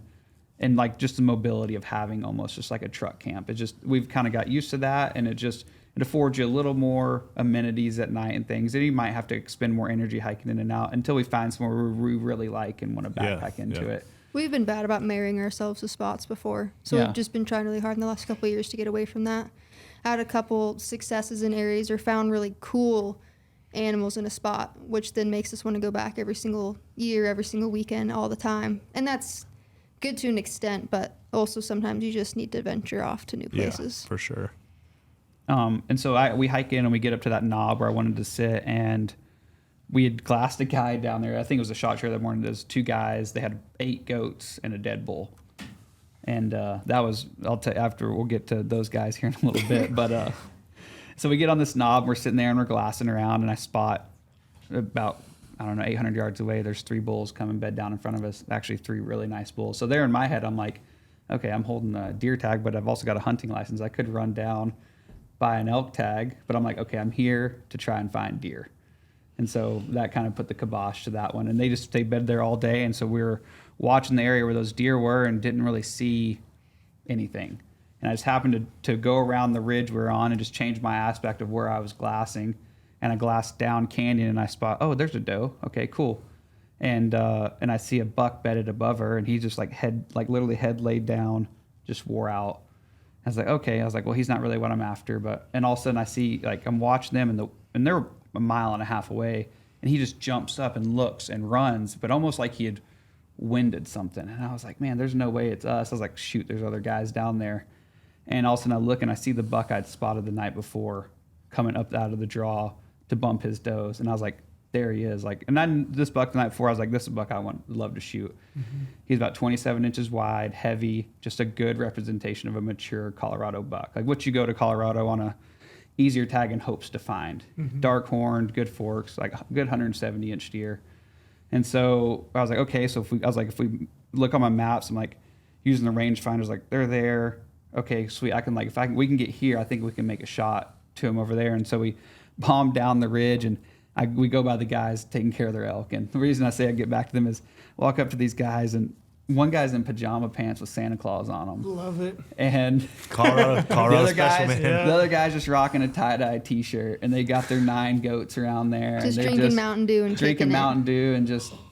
And we're That's a talking, Utah thing, we're, though. We're We're 5 Mountain Dew. miles. They probably were from Utah. We're 5 miles in, and these guys are just chugging their Mountain Dews and their pajama pants with their goats. And I was like, these guys they're doing it. And they shot a really cool bull. Like they had success there. Yeah, and Did you ask them what the reasoning is for the pajama pants? And no, I No. did. It was quick. Lynn's stopped and said hi to their goat, and I was wanting to get goats, so I was pretty like, tell me about these goats. And I just kind of kept like, hey, I got a buck over here spotted. I'm just letting you guys know we're going to go try to make a play on it. And just kind of got through there. And then we get to this ridge, and we're like, shoot, like they weren't there. I was like, crap. And so I get the tripods back out again, and all of a sudden Lynn's is like, got him. I was like, perfect. And so we get positioned. I had to go back up the ridge about 25 yards to find a good flat spot. And get everything laid out, and it was about 650-yard shot. And Damn. Lynn's had it on the digiscope, and I'd practiced quite a bit. I'll preface way back to the second time I ever met Brady. We were shooting at the hunting summit, and he gave me just a lot of tips on how to become a better rifle shot, like how to hold your hand, how to work on pressing your trigger instead of squeezing and pulling.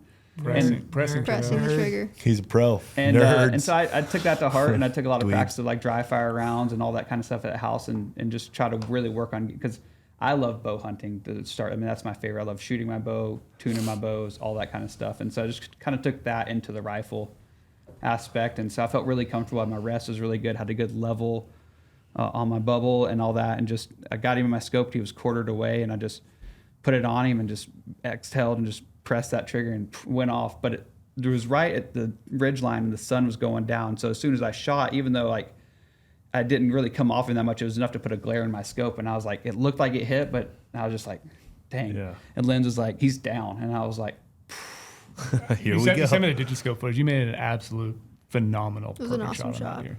yeah, it was pretty awesome. Is that pretty classic looking too? Like you Yeah. said, you wanted that cool mountain thing, burn, like Yeah. snow, like. That was really cool. And so that's when the real adventure starts. So, I mean, you're talking, I'm shooting cross canyon, and then I was like, okay, cool. And then Look it's like down. this, looking Yeah. down. You know, we've got 800 down, another 800 back up just to get to him.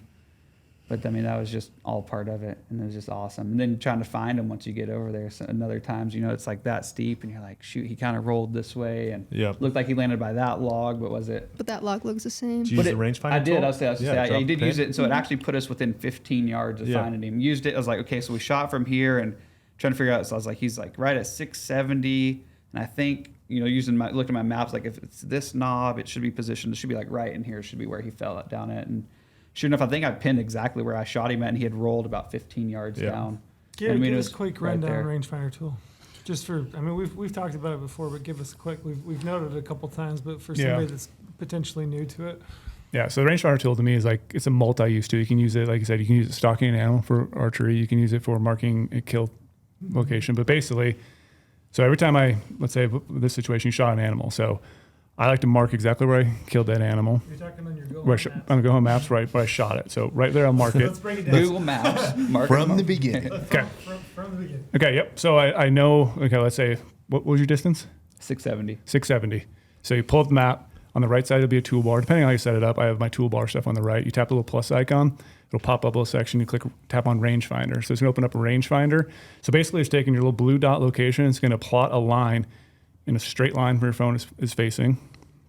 And then face your phone where you shot the animal from. Yep. So then you're going to, if you didn't know the range or whatever, you would just pull up a rangefinder and range 670, but you knew the range is 670. So you're going to zoom out. So you go a little bit past 670 yards. I usually go like 750, 800 in this situation. And then you're lining that where it needs to be. You tap the yardage in there. So you enter 670. Now it's going to have a little reference pin on that line out in front of you on your phone. So you're like basically looking. I like to use satellite imagery for this too, but you can use topo as well. Topo sometimes is really valuable. I'll switch back and forth and double check it's in the same spot. So now when I have that waypoint set at 670, now I'm holding my phone in my right hand, moving it back and forth, looking at the terrain, and I'm looking up at the terrain of the hillside to get exactly where it's at and where it's exactly going to be. I'll tap and mark it. So that means now that is where that buck is potentially dead, because I had the yardage, I knew where it was at. And then now you have a reference. That's what's key, because now you have that reference point, like he's saying. So now I'll mark exactly where I killed or shot from, and now I have the reference point of the animal. So now you have a greater chance to find it. Let's say it's dark out, and you're going to drop down that canyon and come all the way up. Like now it's pitch black out. How are you going to find where this animal is Well, at? it was, and that was my biggest worry. Is just Yeah. like, dang, it's getting dark. Like I don't want to not be able to find this deer. Yeah. Just And you- because it was dark. Yeah, so now you have that reference. Like I said, I walked up on, one of the raghorn bulls I killed a couple years ago. Same situation. It was like 15, 20 yards away from it. So instantly you can find, you're not wasting your time going up and down trying to find it. But also I've used it to help kill animals. I've been able to like, all right, the animal is right there. He's 1,400 yards away. I'm going to mark that spot. And now I'm going to take a line measurement tool after I use the rangefinder and line measure from that spot where I think that buck is to all these little ridge lines around there. Because I'm trying to find the distance closest distance I could get to make the shot. So like, oh, if I get to that ridge, it's 700 too far, but if I get to this one over here, it's 400. So now I'll mark that waypoint as well. So now I'll try to shoot around, get around that ridge, and I know if I get there, the buck's somewhere down below me. I'm within kill Right. distance, and now I can just try to relocate that buck and take a perfect shot. I think a mistake a lot of people make, and I've made it a lot of times, is not marking where you shoot from.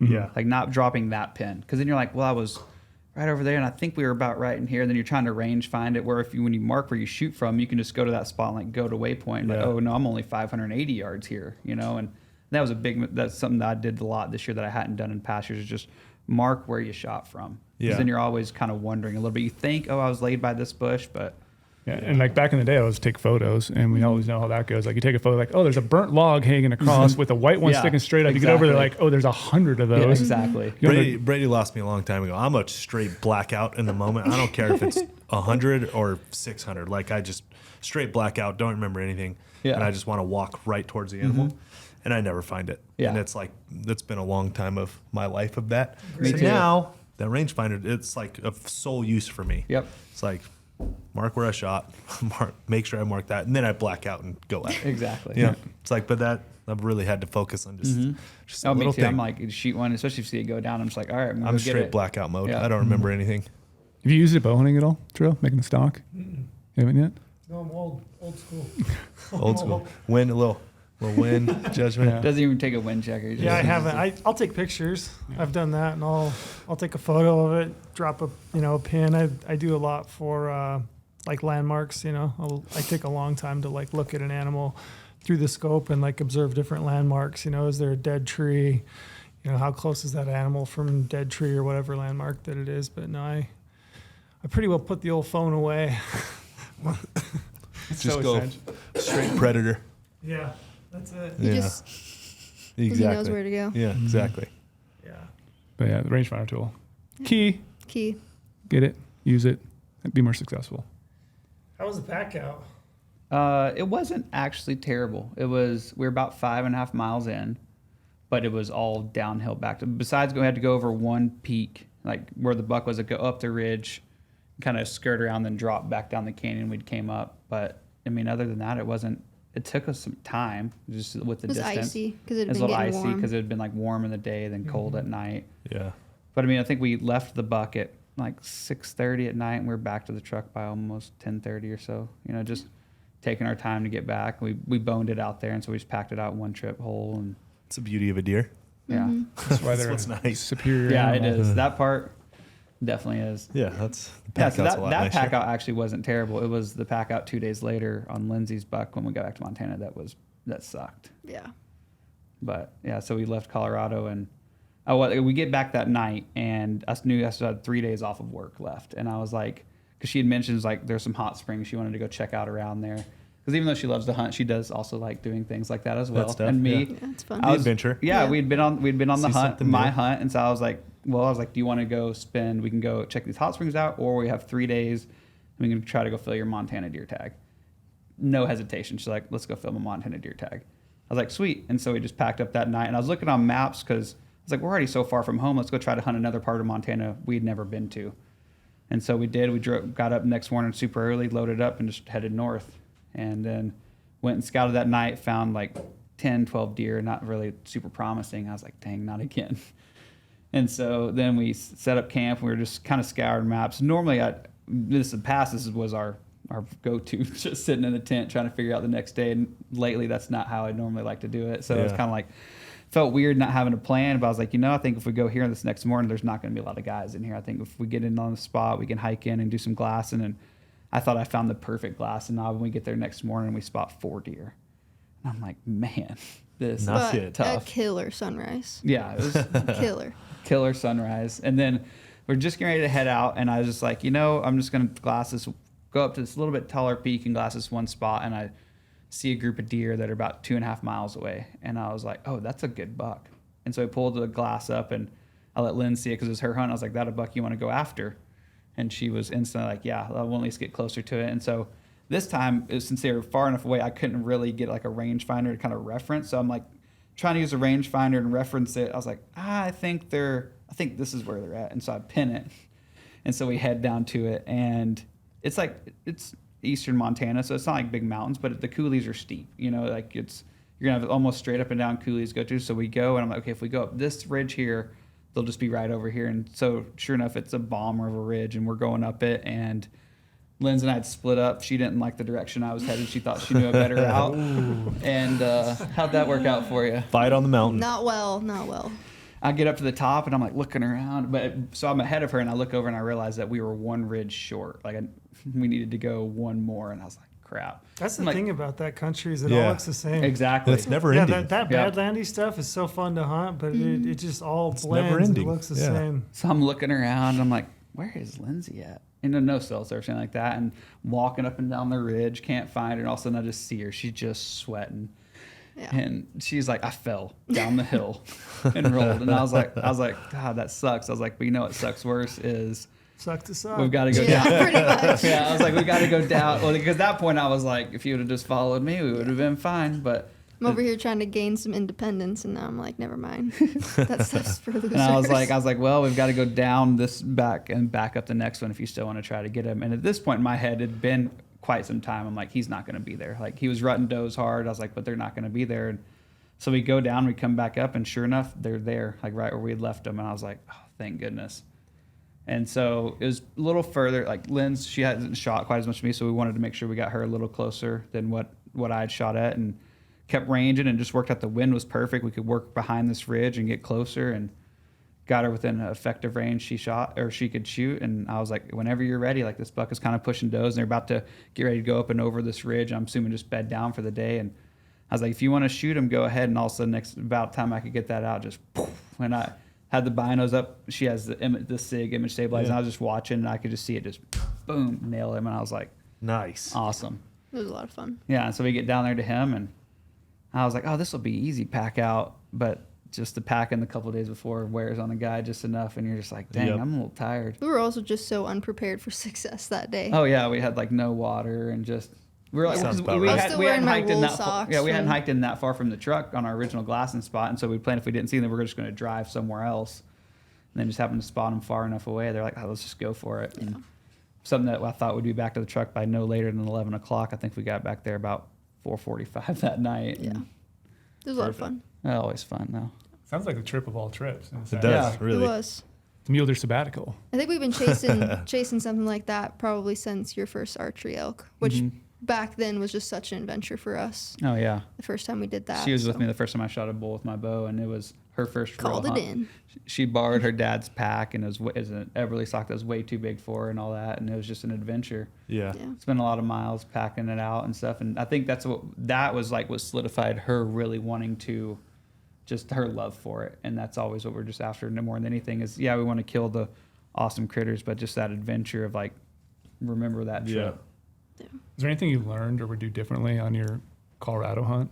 Because like an out of state, do you like gear wise or When you're 30 minutes from home and your wife's like, hey, we forgot your license, we should probably turn around. I think you should probably turn around. 30 minutes? Yeah. Yeah. But I mean, I don't think so. It sounds like arrogant or cocky saying that, but I think we did a pretty good job. I mean, reality, we hunted for a day and a half, and I got to shoot a great buck, and I really just think that pays into a lot of, you got to spend the time before you go. You've got to research your units. You've got to, even like on like the Filter 2.0, scroll to the bottom of the unit, read guys' comments, learn don't even have to ask questions. You can just read through them, and you can learn, oh, this was way thicker than they thought. Or, I mean, guys are pretty good with information, because a lot of people, that's a once every 5 years are going to get to go out west, or once every 10 years. So they're pretty cool with putting like, hey, I hunted here and I didn't see anything, or I went in this far and all I saw, and there was horse camps everywhere. And just that kind of helped narrow it down for me, is we don't have stock or anything. So in your head, you're thinking, man, you should really like going deep's going to be, but you pull up to a trailhead and there's 8 horse trailers there. And so Yeah. I'm like, okay, these guys are going to be deep.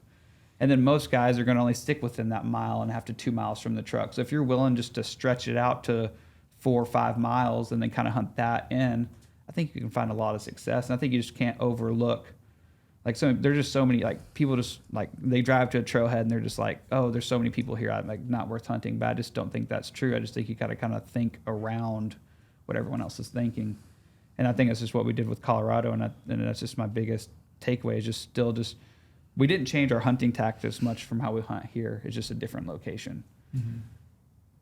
I think that's what's cool about deer too is when there's two of you, there's really nowhere you can't go. I mean, when you have an elk tag and limited amount of time, you're always thinking about like, how are we going to get this elk out of here? How many trips is it going to take us? And just things like that. I mean, you have a deer hunt, and you're like, there's nowhere we can't go because we can just throw this on our backs and get it out. Yeah. Unfortunately, he has to hunt with a female, so there's no one tripping an elk for us. I don't think there's one trip in an elk for anybody. There's a lot of guys that try for sure. Yeah, I mean, They I've might done leave it. some I wouldn't stuff behind. recommend it. Yeah. Yeah, it's not a lot of fun. Yeah, What do you guys do for work, if you don't mind me asking? no. Go ahead. I would say for a long time we used to work together, building houses, and then the last 6 months we just moved and he became a ranch hand. Yeah, I work on a ranch, Where'd you move to? Wilsaw, Montana. Yeah. Nice. Yeah, Yeah. it's a beautiful area. It's a spot with my friend. He's the ranch manager there, and we'd always go visit, and we loved it. And we did construction for her dad, and then he retired. And so we went, and I actually worked for an outdoor apparel company for a year, just doing road sales for them. And it was a lot of fun. It just wasn't, I don't know, it just wasn't really for us, you know? Yeah. And I felt like at that point, it kind of transitioned to how we thought about hunting. Like they wanted us to get content and all that kind of stuff. And it put an pressure on us that we never had before. We felt like it was a job to be out there hunting that before it We just, can relate sometimes. I don't know what you're talking about. it just almost takes a little bit of the joy out of it. And it's cool. Like, so, but we got good cameras, got to be able to take pictures and things like that, but it just kind of sucked that out of it. And so that ended and we went home and we started doing projects together. Like, we loved building. We loved working with each other. I mean, been really blessed. We hunt together, we work together. Just, Yeah. I don't think a lot of guys get as lucky as I have to have like literally, like everybody says my best friend's our wife, but no, like literally my best friend is my wife. Person I want to spend all my time with and do everything Yeah. with. And then I had an opportunity. We were doing that for a while, building, and the building is just way different than it used to be. You know, it's just hard to count on Where people. we lived and- at is growing like crazy too, and we were just craving something smaller. We Mm-hmm. both grew up in that area, small. I mean, it wasn't Brady knows it wasn't podunk before, but it definitely wasn't the size it is now, and it's just grown so much. We were just craving something different, so when that opportunity kind of came up. Yeah, we went over to saw my friend for Memorial Day weekend, and he was just talking about, man, I could just really use another guy out here on the ranch. And on the way home, I was like, we always hate going home from here. Like, what do you think? So the next day I called him, told him, I was like, I don't need an answer now. You've been one of my best friends since we moved to Montana. Just think about it. Because I know like hiring a friend, that's hard too. Like you don't want to for sure mess that relationship up. So I wasn't going to put any pressure, but if he wanted to, and then took about 2.5, 3 weeks of us just kind of talking about it. He wanted to lay it all out. He's like, ranching's different, man. Like you're here. Like I know you guys love to hunt. That was always his biggest worry. He's like, you guys love to hunt. You love to be gone. I want to make sure you know. And I was like, I'm kind of ready just for something different. And so we took that job, and now I work on a ranch there, and it's busy. You work a lot, but it's one of the most fulfilling jobs I've ever had. How many days would you say you get off to actually go hunting now? My 5 days I got to go to Colorado. That was it. That was it. Yeah. 5 days. Yep. And You then get the I mean, you weekend get a here, week, there, like a week, if you could scratch like a day and a weekend, but a lot of it was like even elk hunting. I was lucky enough to get a bull with my bow, but it was, I could bomb out for an evening or if I had a morning off, Yeah. things like that, but maybe one day on a weekend. You're just busy. Yeah. It's just hard. Like now, like I get to be here this week and hang out with Brady because the wintertime I just get to feed cows and it kind of lays down a little bit work wise and stuff Yeah. like that. But I mean, there's always something to be done on the ranch. Yeah. And when the weather's good, you want to take advantage of it. And I've learned, and it's just a lifestyle and you got to be willing to accept that part Well, of that's it. the typical side. I mean, I think we take for granted a lot of the times that like we do hunt for work, you know what I mean? And what we talk about and how we talk about it, it's not necessarily normal, Yeah. No. right? Because we get enough No, days to we've- do certain things. And like you guys are living the normal, what I Right. would say is the normal Yeah. hunting life, right? Yeah, it was 180. We went from just last year hunting. We stopped doing shows on the opening of antelope and did not stop hunting until everything closed after Christmas. And then we actually were still trying to squeeze stuff in after that, going after cats and stuff like that.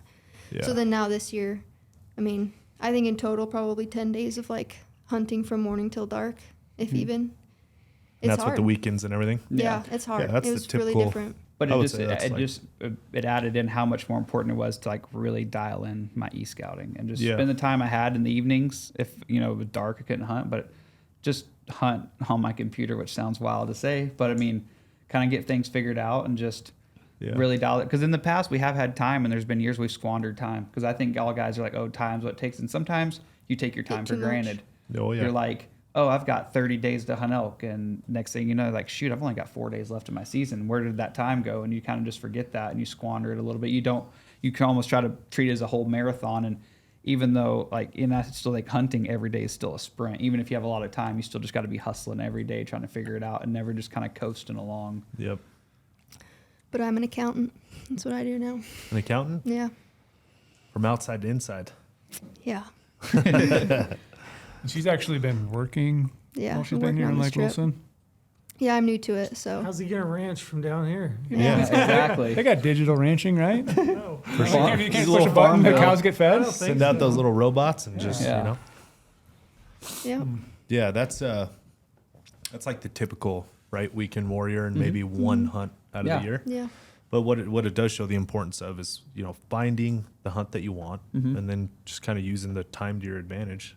I actually, a lot of the times too, when you go into a hunt, or at least for me, I can only speak for myself, but when you go into a hunt more focused on a shortened amount of days, it almost makes it, I've been more successful like that, I feel Yeah, like. work a little harder. You know? Yeah. I feel like when it's just that set time, I've been more successful. Us too. And I was really blessed. Like Lynn's with me getting the Colorado tag this year, she was, which for me was unacceptable, but she was like, if I don't kill a deer this year, that's cool. Like that's going to be your hunt. And I was Yeah. just like, not going to happen. Then we were blessed that it was able to work out like it did. Like I didn't want her to not, because she loves it a lot, but she's willing to, you know, we didn't get to hunt for, I hunted elk hard for me this year because the last few years I've had friends come or like help Lynn's get bulls, things like that. And so this year I was going to be selfish a little bit with my archery time. And I think she packed her bow one day, 0 days. There And we go. then we did go out, we did sneak away opening day rifle for a chance for her to go try to find a bull, and just found one, just couldn't make it happen on it. But That's cool though, knowing that you were going to have a short season this year and you still did the out-of-state thing. Mm-hmm.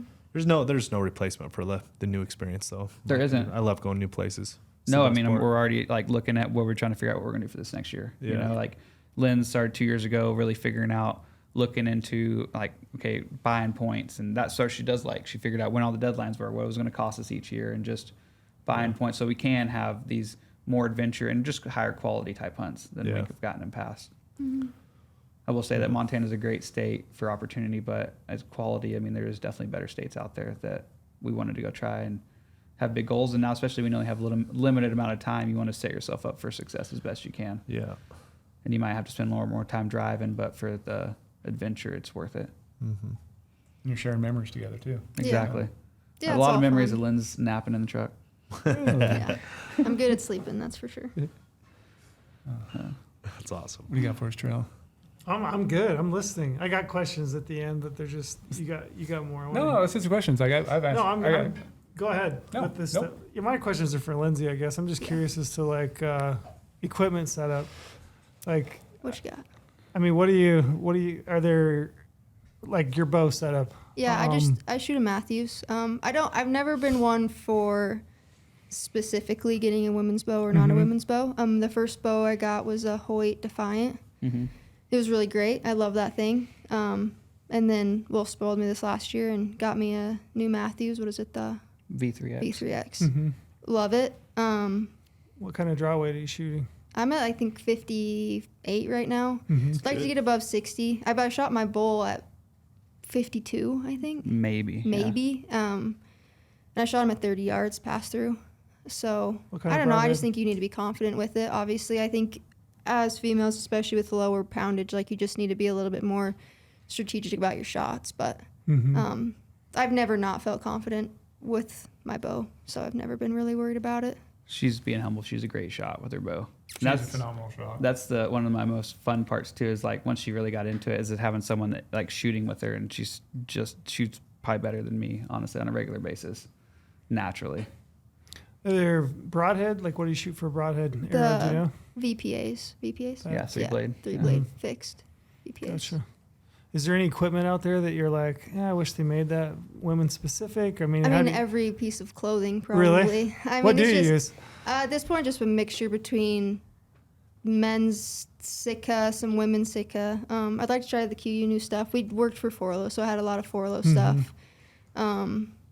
I'd like to try kings. It's just everything. It's hard. Everything I think at some point is at the beginning stages anyways, is the lower end of your men's stuff.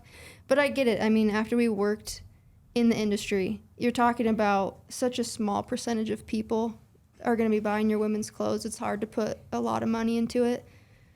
But man, I would just die for a couple more women's cuts of some Sitka gear, for sure.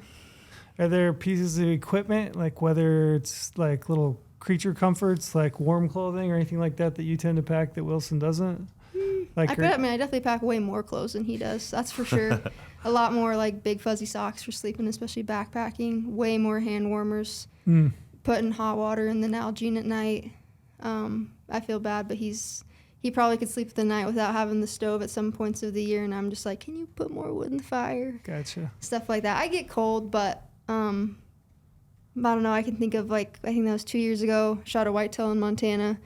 My feet were so cold that I actually took my feet out of my boots and put them in his pockets of his coat, and hopped off of that and shot the buck like a couple minutes later. Was that snowstorm one? No, that was the year after we shot mule deer at the same day, a couple minutes apart. That was tough. That was a horrible idea. Negative 20 last year, and we doubled up on bucks.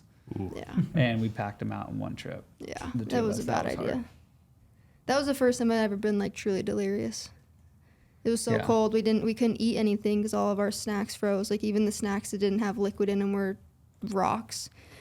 And we got to the bottom of the hill after probably like 2 miles of hiking, and there was a tree on the corner, and I was like, maybe this guy could help us like take a little bit of our load.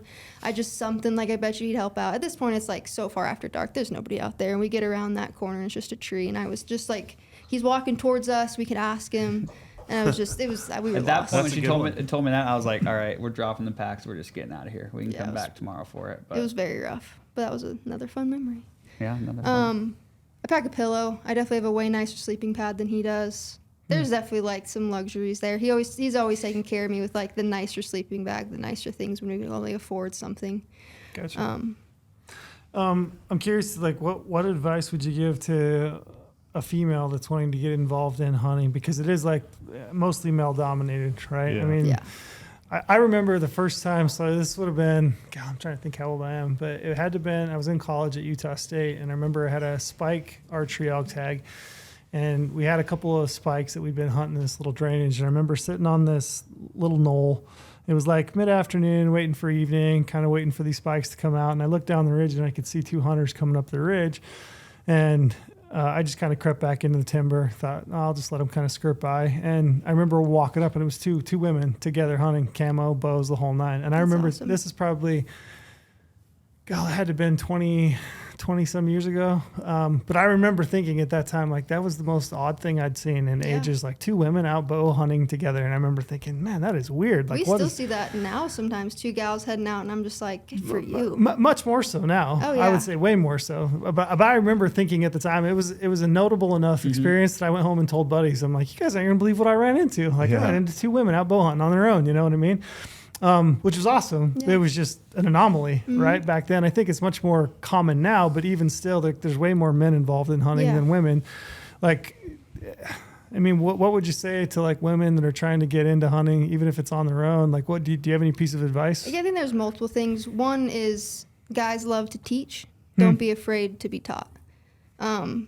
There's something to be said about a couple women who've never done it before grabbing some bows and heading out, but there's also a ton of guys and gals that have like a lot of great information. And there's nothing wrong with saying, I don't know what I'm doing. There's so many factors to this, and just finding somebody who's willing to help you. Obviously, don't get help from a creep. Don't go out in the woods with someone you Yeah. don't know. But if you can find out, I'm really just seeing Charlie pointing at me on the creek thing. if Brady sends you a message, decline. No, I'm just kidding. Yeah, finding a good support system. It's really hard if you do not come from it. Guys, girls, everybody. It's so hard to learn.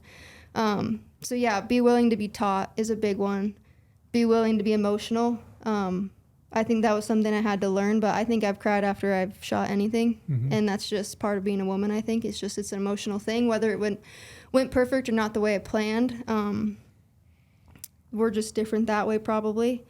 And then really ask yourself like why you want to do it. And once you figure that why out, hunting isn't the only way to like build your portfolio of all your skills, and just do those things as much as possible. If you can only get one hunt, but you and your friends love to go camping, like camp and then add to that camping. Do things a little harder. Take your bow and your target and shoot your bow when you go hunting, and just do more things like that. And just, I had to make it my everything. I don't know if I could have done it otherwise. It has to be the reason that I do everything from waking up to going to bed. But that's just because it's really hard. And if I'm going to eventually get to a point where I can get away and do a solo hunt and do it all by myself, like that's going to take a long time to build that confidence. I don't like being out in the dark alone. I don't like doing a lot of those things. And the hunting is like 25% of it. And then just keeping yourself alive is 75% of it. And we don't have the compass in our balls, as I always tell Wilson he has. We don't have that. So it just takes a lot of practice. It's go easy on yourself, kill a lot of stuff, kill bunnies, kill ducks, kill whatever that you're allowed to. But yeah, I think just find your why. It's hard. We don't have all the equipment. We don't have a lot of clothing options. Wear some guys stuff. But once you figure out your why, it seems like there's no turning back, and you'll figure it out. Yeah. Crushed it. That was a damn Crushed good it. answer. That was. That was a really good answer.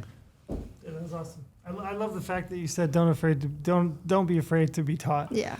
Like, and I can imagine, like, you go to a local archery range and, league night, it's all dudes. Mm-hmm. Yeah. It's a lot easier, in my opinion, for a dude to walk in there that's new to archery and just say, hey, here I am, teach me. But Yeah. I could see it being that much more intimidating for a woman.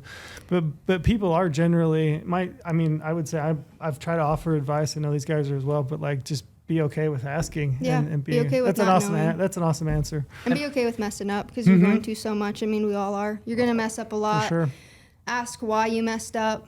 Something that you have gotten really good about is like, which way would you want to go, or how do you want to handle this when we do have the time and the moment? And I notice a lot that I'm like, oh, you actually want me to like make a choice here. And then I have to think through it.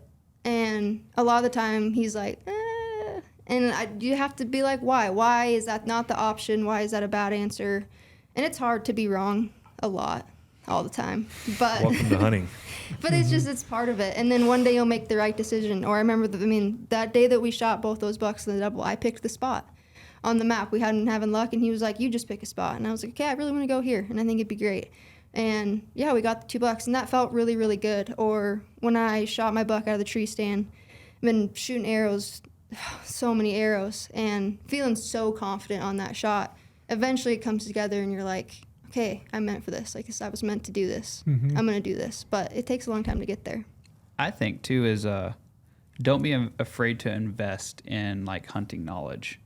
Like Linz and I, we've gone to 2 of Lamper's summits now, but looking at her compared to maybe myself, but even a lot of guys generals, I think girls are great learners. They're great note takers. Like looking at Lindsay's notebook coming from that versus myself, and it's just like she came from those with so much more knowledge than I would recite back to her notes. And I think that people just shouldn't be afraid to, guys as well, but a lot of females just like find something like that. Like go to Found a great community out of it too. Yeah, I mean, and go to or Lamper's hunting summits and just learn and just soak it in, take your notes.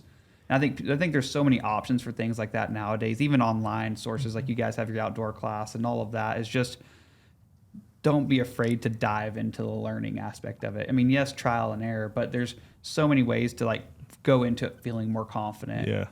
Women Have a really good way of no ego when they're being told something. Men will always like fight it, and like the ego takes I'm over. only half listening. Yeah, to what people say. no, I Like, wouldn't do probably that. know. Well, they I are. already know. I would. Yeah, I already wouldn't know. have done that. Yeah. Yeah. I did some coaching when I was younger, and I always enjoyed coaching girls over boys because they'll just sit there and like They'll look drop at you the and ego. learn. Yeah. And they just want to learn and want to be better, and will come up to you like, why am I not doing as well? They don't have that ego, and I think that's huge. Yeah. Yeah, I think a big thing is just soak up being the anomaly. Like, guys want to see you have success. Guys want to see gals out in the field. There's not like I don't want females out there or anything like that.